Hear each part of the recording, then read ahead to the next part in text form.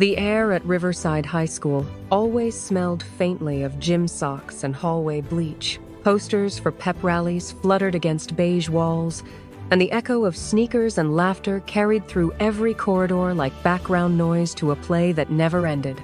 And at the center of it all was Claire Donovan. Claire was everything the town of Riverside admired: golden hair, perfect teeth, the kind of confidence that made people follow without question. She didn't just belong at the top of the social chain. She built the chain herself, link by link, out of charm and cruelty. Before we start, like this video and comment where you are watching from. Your support helps us bring more powerful stories. Now let's begin. Claire ruled with her smile. A tilt of her head could make someone's day or end their reputation by lunch.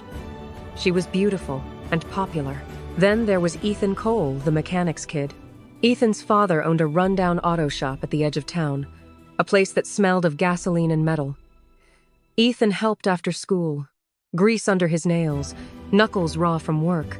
He was quiet, tall for his age, and too smart for most people's comfort.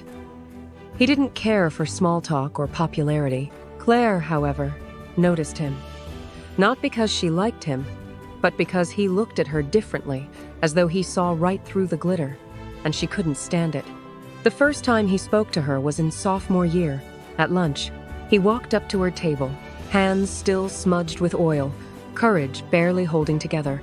"Claire," he said, "would you like to go out sometime?" The table went silent. Then, slowly, Claire smiled, a sharp, sweet curve of her lips. "With you?" she said, voice dripping disbelief. "You should worry less about dating and more about washing that grease off your hands." Laughter erupted around her. Ethan stood there for a moment, face unreadable, before nodding once and walking away. By the time the bell rang, the entire school had heard. Claire's reputation grew that day. Ethan's shrank into whispers. It didn't end there. At the hardware store weeks later, she saw him buying parts for his father's shop. She made sure the cashier heard her when she said, "Didn't think you could afford to shop here." Ethan didn't look up. "Just getting what I need," she smiled coolly. "That's the difference between us, Ethan. You get what you need. I get what I want." And when she saw him walking home months later, she slowed her father's convertible just to mock him. "Need a ride, grease boy?" she called out, laughing with her friends. He ignored her. The car sped off, their laughter echoing behind. But that night, Ethan stared at himself in the cracked mirror above his sink, the faint hum of the garage downstairs vibrating through the walls. He looked at his hands, the same ones she'd mocked, and whispered to himself, one day, you'll remember me." Years passed. Riverside barely changed, but the people did. The river grew quieter, the diner older, and the dreams smaller. Claire Donovan, once the golden girl, now lived in a house too big for one person and too empty for comfort. Her marriage had ended 2 years earlier, her debts piled up, and her charm, that glittering weapon, had dulled with time. But she still dressed the part. And when she heard that Ethan Cole was returning to town, rich, powerful, and successful, she smiled like she was about to win something. The reunion was held at the old town hall, now renovated into a banquet space. The chandeliers flickered against the faded blue wallpaper, and the room buzzed with nostalgia. Claire arrived in a silver dress that shimmered under the lights. Heads still turned when she walked in, though fewer than before. Then the doors opened. Ethan Cole stepped inside. He wasn't the boy from Riverside anymore. He was taller, broader, dressed in a tailored black suit. His presence filled the space without effort. Conversations quieted, eyes followed. Even the mayor greeted him like royalty.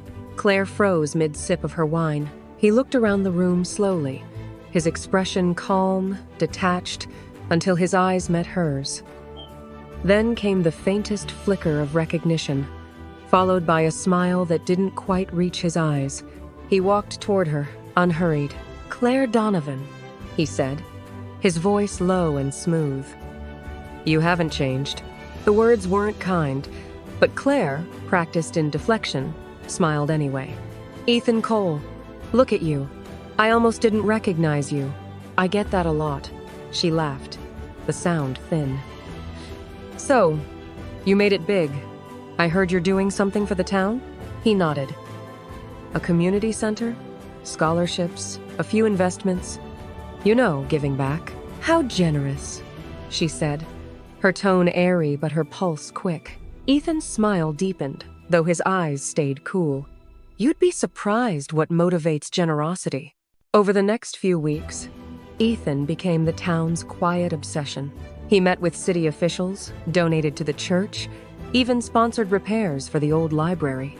People adored him, and Claire hated it. Everywhere she went, she heard his name. Every conversation circled back to him. Ethan did this, Ethan said that. One afternoon, she saw him in front of the community site, talking to construction workers. He looked different in daylight, more human, maybe, but no less unreachable. She hesitated, then walked up. You really did it, she said. He turned, giving her that same measured smile. Did what? Proved everyone wrong. I didn't do it for them. Then for who? He shrugged. For me. For what comes next. She couldn't read him, and that infuriated her. That night, she sat in her living room surrounded by empty wine glasses and fading photographs. Her reflection in the dark window looked like a stranger, someone losing everything she'd once believed she deserved. So she decided to fix it. She would remind Ethan who she was. She would make him see her again. The next evening, she appeared at his office, the new Coal Industries building that had replaced Riverside's old bank. The marble floors gleamed, the air smelled of money. The secretary, startled, hesitated before letting her through. Ethan was at his desk, flipping through documents. He didn't stand when she entered. Claire, he said, almost kindly. What brings you here? She smiled, trying for grace. I wanted to talk. Just us. He nodded toward the chair. Go ahead. Hey, she sat, crossing her legs carefully. I've been thinking about the past, she began. About how things were between us. Oh, isn't Amaro? There was no between us, Ethan said. The words cut, but she didn't flinch. Maybe not. But I was young, foolish. I didn't see who you were. And now, her voice wavered. Now I see it. Ethan's expression didn't change. You want something. I want another chance, she said softly. Ethan, I was wrong. I mocked what I didn't understand, but people change. He leaned back in his chair, studying her. Do they? Please, she said, her voice breaking. Just dinner. That's all I'm asking. After a long silence, he smiled faintly.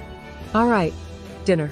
The restaurant wasn't a gala, but it was just as public a new fine dining place in downtown Riverside, with glass walls that let everyone see in from the street. Claire arrived early, dressed in navy satin, her hair perfect. When Ethan walked in, heads turned. The hostess greeted him like she knew who paid the bills that month. They sat across from each other. The table gleamed between them. For a while, he was charming, calm, composed, listening to her stories about old times. She almost believed it. She almost thought the years had dissolved between them, but something in his eyes stayed cold. When dessert arrived, he set down his fork and looked at her, not unkindly, but with the weight of something final. Claire, he said quietly, do you know why I agreed to dinner? She smiled nervously. Because you wanted to? No. Because I wanted to show you something. Her heartbeat quickened. Show me what? He leaned forward slightly, his voice low. How it feels to sit across from someone who looks at you like you're beneath them. 8 something of the first 5. She froze. The restaurant around them blurred. The candlelight flickered, making his features look almost unfamiliar. Ethan, she whispered, this isn't fair. He smiled without warmth. Fair? You laughed at me for years.